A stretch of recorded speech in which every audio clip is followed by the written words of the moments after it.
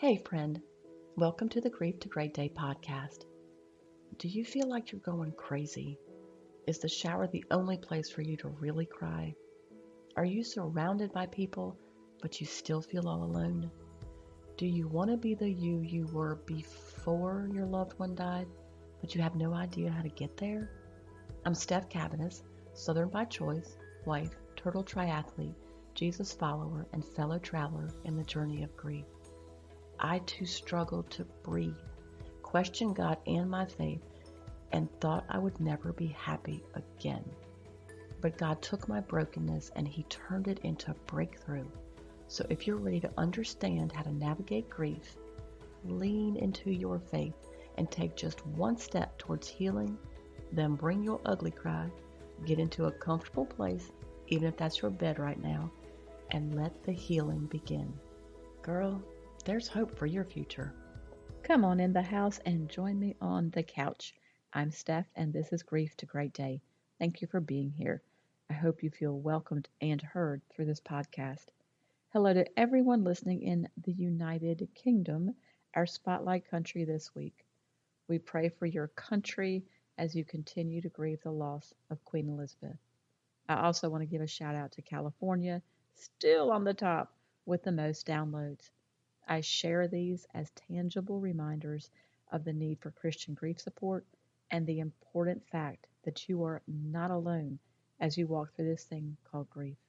In the fall, 4 years after Monica died, my aunt invited me to go on a hiking trip with her.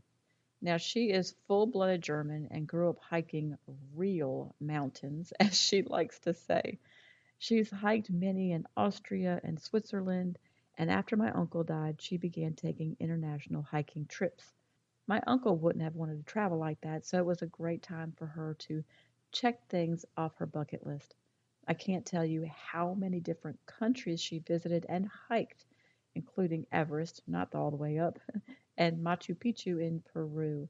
She's also an amateur photographer and took the most beautiful pictures that she would show me as she recalled each trip.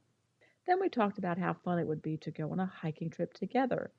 Maybe I didn't really think we would do it, but here we were, planning a trip to the Appalachian Trail, the one that runs from Maine down to Georgia. We would hike around 10 miles a day in 4 different states: Pennsylvania, Maryland, Virginia, and West Virginia.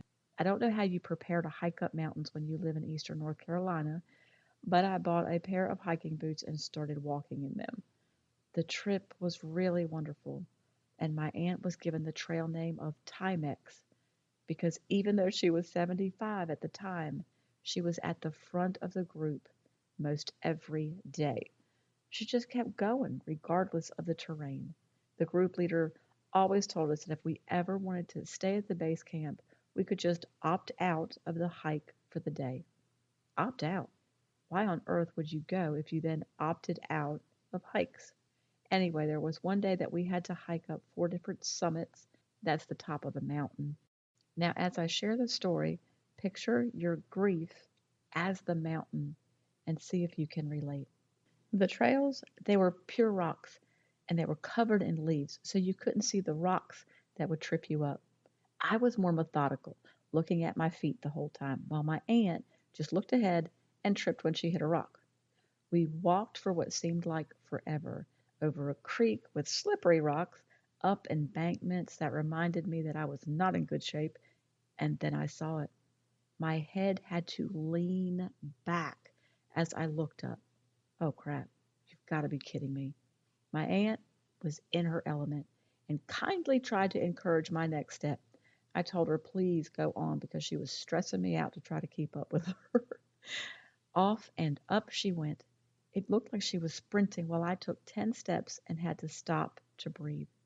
I made it halfway to the first summit and started getting angry that I was struggling.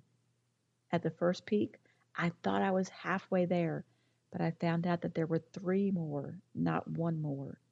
You have got to be kidding me. There's no way.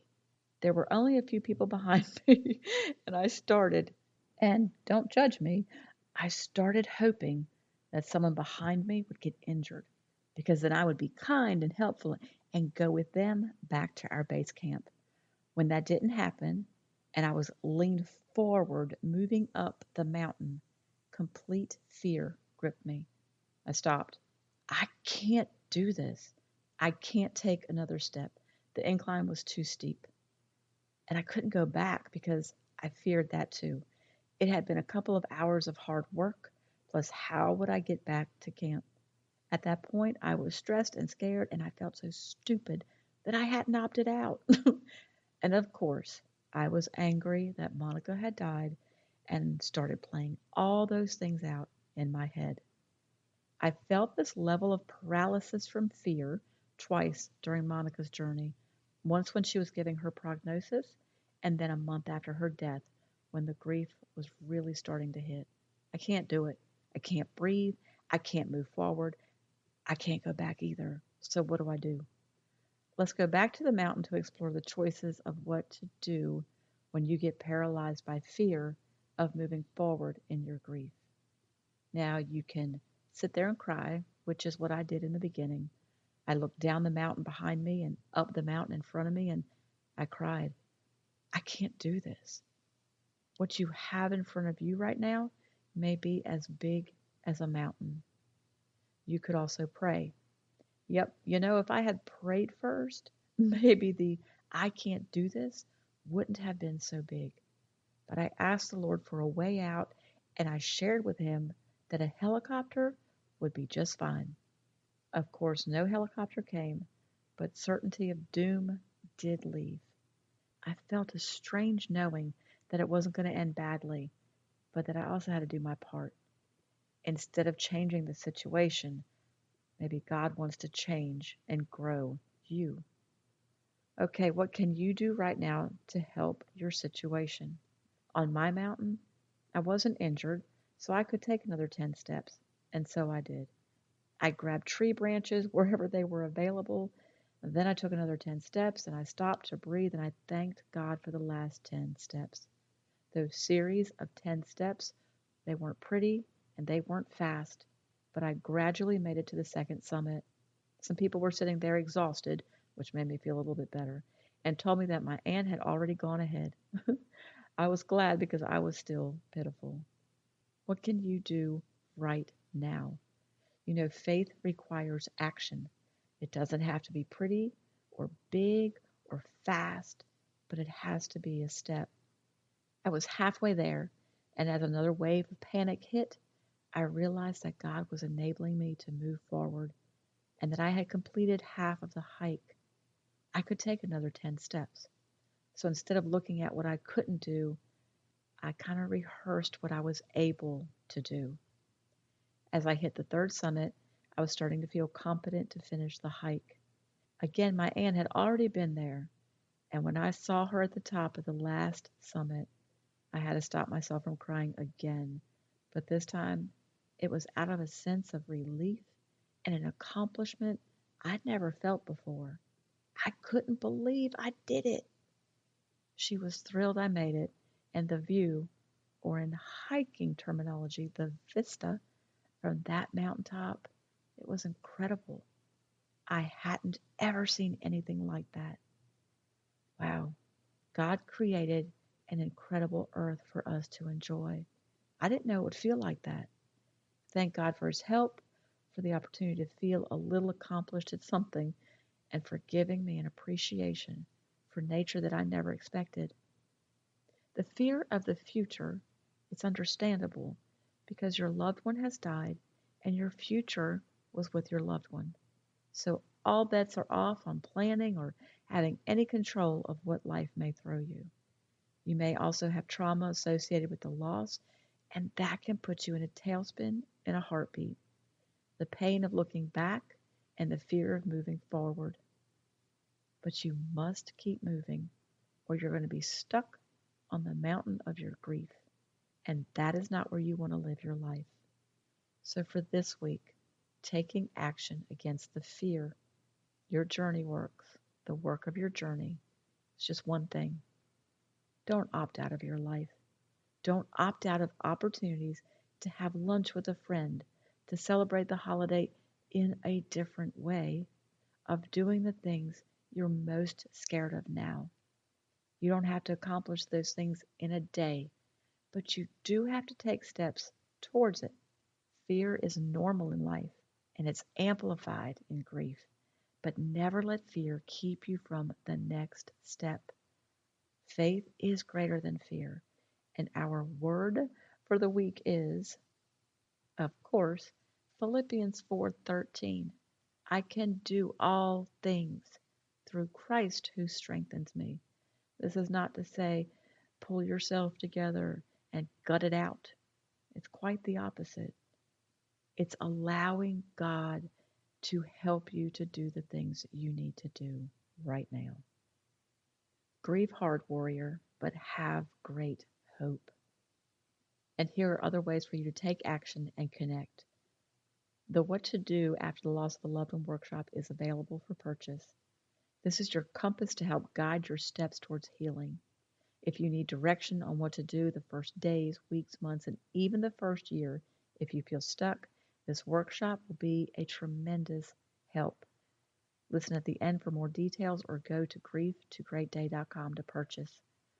If you feel stuck and you want to talk about the next best step to take, then schedule an individual grief coaching session.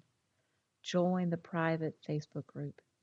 Look, if you want to be a part of an amazing group of faith-filled women walking out the hardest journey of their lives, this is the group to join. If you don't have a church home, visit my church, opendoorchurch.com. Links to everything you need are in the show notes. In the meantime, remember who holds your future. Keep coming back to the house, keep sitting on the couch, and keep taking those steps, however ugly, small, or slow, towards your healing. Your search for what do I do now? It's over. If your loved one has just died and you feel like you're in the twilight zone and you don't know what to do, this is the workshop you need. What's just happened to you is surreal, and the world can feel upside down. Getting through the day is hard enough, but knowing where to find help for what you're going through should not add to the overwhelm. Don't be frustrated searching for help and then do nothing. Mindless internet searches and the quotes on loss, the ones that make you nod in agreement, may provide momentary relief, but don't you want to truly heal? I know you'd rather stay in bed, but time alone does not heal all wounds. What you do with the time, that is what will determine your destination. I know you've thought, I never knew it would be this hard, but you don't know what role you play in your healing process. So in this workshop, you'll discover the most important actions to take in the confusing first days, weeks, and months of grief when the world has flipped and you're still in a fog. So think about this. What if you knew the next best step to take right now as you're forced to live life without your loved one? What if you knew the destructive actions to avoid and why? What if you didn't need to sort through the list of try this or read that from well-meaning friends and family who haven't been through loss? What if you knew someone who saw the warrior rising within you while understanding the endless tears and pain you fight against every day? What if you could build your faith instead of distancing yourself from God as you process the whys, the what ifs, and the endless questioning? And what if you had help to live when you can't imagine life without them? Now, there are 4 actions to take, and the workshop walks you through each of them. They are: Action 1, pursue God. The power, it's not in religion, it's in the relationship. Action 2, understand grief. Grief will affect you physically, spiritually, and emotionally in ways you never imagined. Action 3, process daily life. The daily grind, that's where the battles are won. Action 4, seek support. There's a lot of choices for support, both in person and online, but not in alignment with your Christian values. Do not wait to walk toward healing. Become empowered, not overwhelmed. I know everything else is confusing right now. This won't be. You're going to receive lifetime access to the workshop, a private Facebook group, 6 bonuses including audio and written downloads, meditation cards, and discounts.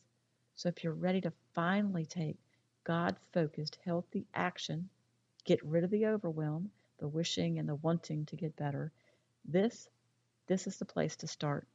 I know what it's like to watch someone you love die, to sit in a corner and to scream, be angry with God and to hurt so bad you can't even describe it. I've experienced the kind of loss that takes your breath away. I've fought the endless tears and felt like a failure when I couldn't hold it together in church or as I ran out of the grocery store. There's hope and help. You can heal and get to the point that you're ready to create a life for yourself. And if that sounds far away or even impossible, then you're in the right place. God gave me the heart and the passion to help you walk through the hardest moments. You need to know there's life on the other side of grief. Maybe you can't even breathe right now, and the thought of laughing or being happy again seems unrealistic. Your world has been turned upside down, but you can survive and even thrive.